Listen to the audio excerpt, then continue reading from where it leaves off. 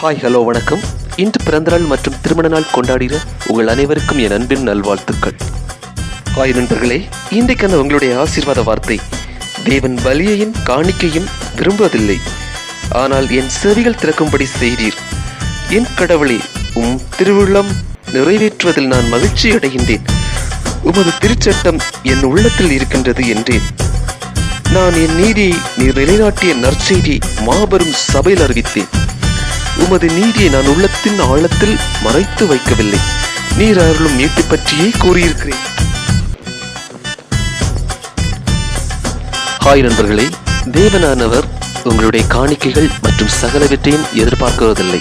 தேவன் தாமே உங்களுக்கு அள்ளி கொடுக்கிறார். அவருடைய திருவுளம் என்னவென்று அறிந்து கொள்ளுங்கள். தூய மனதுடன் அவர் சொல்வதை கேட்பதற்கு உங்கள் காதுகள் திறந்திருக்கட்டும். தேவனானவர் உங்களோடு அனைவரோடு கூட இருப்பார். நீங்கள் உயர்த்தப்படுவீர்கள்.